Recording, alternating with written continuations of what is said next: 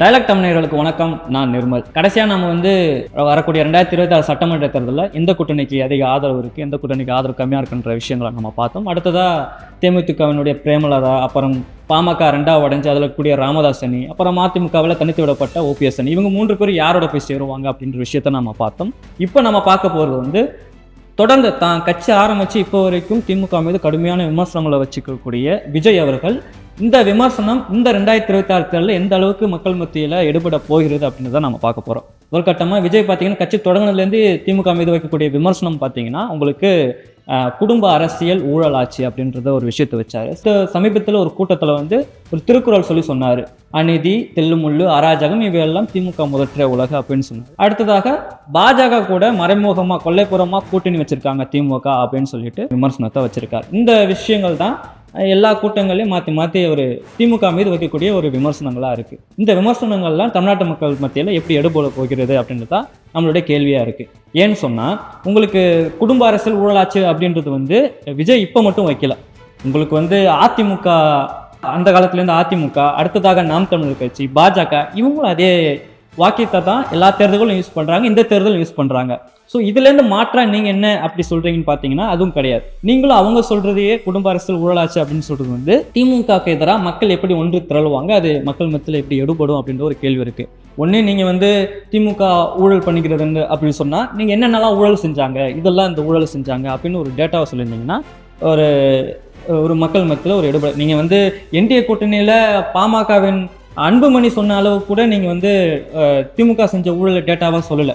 அதுவுமே மக்கள் மத்தியில் எந்த அளவுக்கு எடுபடுன்றது இருக்குது. ஏன்னா உங்களுக்கு தமிழ்நாட்டில் பிஜேபி எதிர்ப்பு மனநிலை வலுவாக இருக்குது.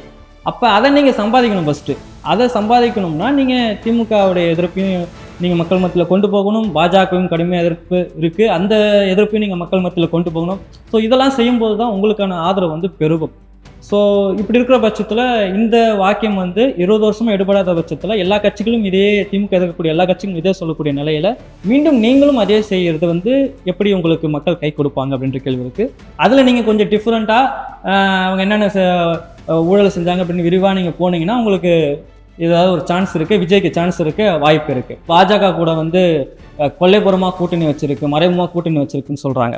உங்களுக்கு தமிழ்நாட்டில் நான் சொல்லக்கூடிய இந்த பாஜக எதிர்ப்பு மனநிலையை ரொம்ப வலுவாக எதிர்க்கக்கூடிய இடத்துல பார்த்தீங்கன்னா உங்களுக்கு திமுக தான் இருக்குது. கடுமையான மழை, வெள்ளம் இதில் பாதிக்கப்பட்ட மக்களுக்கு நிதி கொடுக்கறதுல பாஜக நிதியை கொடுக்கல அப்படின்னு சொல்லும்போது அப்போ திமுக தான் வலுவாக எதிர்த்துச்சு. அந்த கூட்டணி கட்சிகள் வலுவாக எதிர்த்தாங்க. அதுக்கு அடுத்தது நீங்கள் கீழடி ஆய்வறிக்கைக்கு சைன் பண்ண சொல்லி திமுக தொடர்ந்து வலியுறுத்துறதுல திமுக தான் கொஞ்சம் முதல் இடத்துல வலுவாக எதிர்த்துட்டு இருக்கு. அப்புறம் தொடர்ந்து வலுவாக இருக்கக்கூடிய இடத்துல கூட்டணி கட்சி இருக்காங்க. ஸோ இந்த விஷயம்லாம் நீங்கள் பிஜேபிக்கு தமிழ்நாட்டுக்கு கூடிய முரண் பார்த்தீங்கன்னா இதுதான் ரொம்ப முரணாக இருக்குது. ஸோ இந்த முரணை நீங்கள் எப்படி கையாண்டிங்கன்னு இருக்கு இல்லையா? நீங்கள் பாஜக எதிர்க்குன்னு சொன்னீங்கன்னா, உங்கள் கொள்கை எதிர்க்குன்னு சொன்னோம்னா நீங்கள் திமுக செஞ்ச அளவுக்காவது நீங்கள் உங்ககிட்ட ஒரு பணிகள் இருக்கணும் இல்லையா? சரி நீங்கள் அரசியலுக்கு வர்றதுக்கு முன்னாடியாவது குறைஞ்சபட்சம் திமுக ஆட்சியில் மக்கள் நல்லா இல்லைன்னு சொன்னால் ஸோ அதுக்கான கருத்துக்களாவது நீங்கள் பதிவேற்றிருக்கணும். ஸோ நீங்கள் வர்றதுக்கு முன்னாடி அந்த பதிவுகள் இல்லை. வந்த பிறகும் திமுக ஏன் எதிர்க்குன்னு கொஞ்சம் டீட்டெயிலாக சொல்லியிருந்தாங்கன்னா விஜய் அது ஒரு மக்கள் மத்தியில் எடுபட வாய்ப்பு இருந்திருக்கும். ஸோ அவர் அதையும் செய்யாது மக்கள் எந்த அளவுக்கு விஜயை நம்புவாங்க அப்படின்ற ஒரு கேள்வி இருக்குது. ஸோ தமிழ்நாட்டில் பிஜேபியை எதிர்க்கக்கூடிய முக்கியமான விஷயம் மதவாதம். ஸோ இப்படி தமிழ்நாட்டுக்கு முரணாக செய்யக்கூடிய பிஜேபியுடைய திட்டங்கள் இதுதான் மக்கள் மத்தியில் பிஜேபிக்கு எதிராக இருக்குது. ஸோ அந்த எதிர்ப்பை நீங்கள் எந்த அளவுக்கு சம்பாதிச்சிங்கன்னு இருக்கு இல்லையா? ஸோ நீங்கள் கீழடியை பற்றி பேசியிருக்கலாம். திருப்பரங்குன்றம் இஷ்யூ அது தமிழக மத்தியில் திமுகவுக்கு ஒரு ஆதரவு கூட்டி கொடுத்துச்சு பிஜேபி செஞ்ச அந்த செயல். ஸோ அதை பற்றி நீங்கள் பேசியிருக்கலாம். மெட்ரோ திட்டம் அதை பற்றி பேசியிருக்கலாம். தமிழ்நாட்டுக்கு பிஜேபி நிதி ஒதுக்கீடு எவ்வளோ பாரபட்சம் காட்டுது அதை பற்றி பேசியிருக்கலாம். ஏன்னா அதிகமாக தமிழ்நாட்டிலேருந்து நம்ம வரி கொட்டுறோம், அதுலேருந்து ரொம்ப குறைவாக தான் நிதி ஒதுக்குறாங்க, பல நேரங்கள் நிதி ஒதுக்க மாட்டேங்கிறாங்க. ஸோ அதெல்லாம் நீங்கள் விஜய் பேசுனீங்கன்னா பிஜேபி வலுவாக இருக்கக்கூடிய இடத்துல விஜய் இருக்கிறார் என்பதை பார்க்கலாம். ஸோ இதெல்லாம் பேசாத இடத்துல திமுக கூட்டணி கட்சிகளும் இருக்கும்போது ஆட்டோமேட்டிக்காக மக்கள் யார் ஆதரிப்பாங்க? திமுகவை தான் ஆதரிப்பாங்க. ஸோ கொள்கை எதிரியான பிஜேபியை நீங்கள் எதிர்க்கிறதுல இந்த பலகீனம் இந்த தேர்தலில் எப்படி கை கொடுக்குன்ற ஒரு கேள்வி இருக்குது. அதே சமயத்தில் திமுக மீது நீங்கள் வைக்கக்கூடிய இந்த அடுக்கடுக்கான விமர்சனங்கள் எந்த அளவுக்கு நீங்கள் விரிவாக கொண்டு போகிறீங்க, என்னென்ன ஊழல் செஞ்சாங்க, பிஜேபி மறைமுக கூட்டணி வைக்கிறாங்கன்னா அதுக்கான ஆதாரம் அதை விரிவாக்க பேசுறது தான் மக்கள் மத்தியில் உங்களுக்கு செல்வாக்கு கூடும் அப்படின்றது தான் மிக முக்கியமான விஷயம். அதே சமயம் விஜய் அவர்கள் வந்து திமுகவுடைய கடந்த கால ஆட்சியும் இப்போ இருக்கக்கூடிய ஆட்சியையும் நீங்கள் வந்து பொருத்தி பார்க்க வேண்டிய தேவை இருக்குது. ஏன்னா கடைசி 10 வருஷம் வந்து உங்களுக்கு அதிமுக தான் ஆட்சியில் இருந்தாங்க. அவங்க மேலே இருக்கிற அதிருப்தி தான் மக்கள் வந்து திமுக வந்து ஆதரிக்க தொடங்கினாங்க, திமுக மீண்டும் கொண்டு வர வச்சாங்க. ஸோ இப்படி இருக்கிற சமயத்தில் நீங்கள் அதிமுக செஞ்ச அதிருப்திகளும் நீங்கள் பேசவே இல்லை. பிஜேபி தமிழ்நாட்டுக்கு செய்யக்கூடிய விஷயங்கள், அதில் இருக்கக்கூடிய விமர்சனங்களோ எந்த கருத்தையும் நீங்கள் பேசலை. ரொம்ப முக்கியமாக இப்போ பட்ஜெட் தாக்கல் வந்திருக்கு, அது சம்பந்தம் உங்களோட உடன்பாடு என்னென்னு மக்கள் எதிர்பார்ப்பாங்க, நீங்கள் அதுவும் பேசலை. 2026 தேர்தலில் ஆட்சிக்கு வந்தால் மக்களுக்கு எந்த மாதிரியான விஷயங்களை செய்வேன், என்ன பொருளாதார ரீதியாக என்ன முன்னேற்றங்களை கொண்டு வரேன், இப்படியான விஷயங்கள்லாம் இருக்குல்ல. ஸோ அந்த சம்மந்தமாக உங்கள்கிட்ட என்ன மாடல் வச்சுருக்கீங்க, என்ன டீட்டெயில்ஸ் வச்சுருக்கீங்கன்றதும் இது வரைக்கும் யாருக்குமே தெரியாது. நான் ஆட்சிக்கு வந்தால் நல்லது பண்ணுவேன் அப்படின்ற இந்த வாக்கியம் வந்து மக்கள் மத்தியில் எடுபடுமான்ற ஒரு கேள்வி இருக்குது. ஸோ அதை விஜய் எப்படி மாற்றிக்கொள்ள போகிறார் அப்படின்ற கேள்வியும் இருக்குது. அதே போல் நான் முன்னாடி சொன்ன மாதிரி திமுக வந்து உங்களுக்கு கடந்த கால ஆட்சியும் இப்போ இருக்கிற ஆட்சி நீங்கள் பொருத்தி பார்க்க வேண்டிய தேவை இருக்குது. கடந்த கால ஆட்சியில் திமுக மேலே இருக்கக்கூடிய அதிருப்தி அதுதான் உங்களுக்கு 10 வருஷத்துக்கு அதிமுக ஆட்சியை தொடர வச்சுது.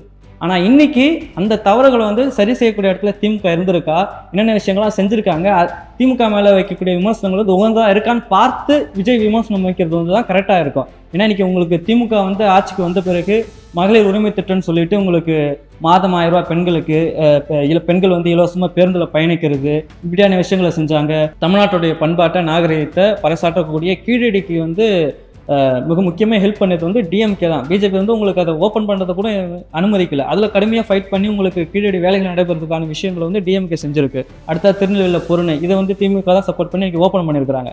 இப்படி டிஎம்கே வந்து இந்த காலத்தில் வந்து ஒரு பெண்கள் மத்தியிலையும் சரி, இப்படி தமிழ் நாகரிகத்தை பறைசாற்றக்கூடிய இந்த மாதிரியான விஷயங்களை வந்து முன்னின்று நடத்துனது வந்து மக்கள் மத்தியில் ஒரு பெரிய ஆதரவு பெற்றிருக்கு. நீங்கள் அந்த ஆதரவை சீர்குலைக்க நீங்கள் என்ன பண்ண போகிறீங்க? அப்படி என்ன திமுக மக்கள் மத்தியில் இன்னும் வலுவாய் என்ன அதிருப்தி இருக்குது, அதை நீங்கள் எப்படி சம்பாதிக்க போகிறீங்க அப்படின்ற ஒரு கேள்வி இருக்குது.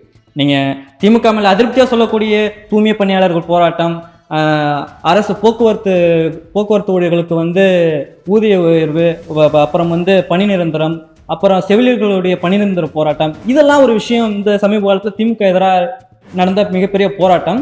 அதுக்கு ஆதரவாக, இந்த போராட்டக்காரர்களுக்கு ஆதரவாக யார் என்னன்னு பார்த்தீங்கன்னா உங்களுக்கு திமுக கூட்டணி கட்சிகள் தான் என்ன இருக்கிறாங்க. அதில் சில விஷயங்கள் வந்து தூய்மை பணியாளர் போராட்டத்தை வந்து ஏற்றுக்கிட்டாங்க.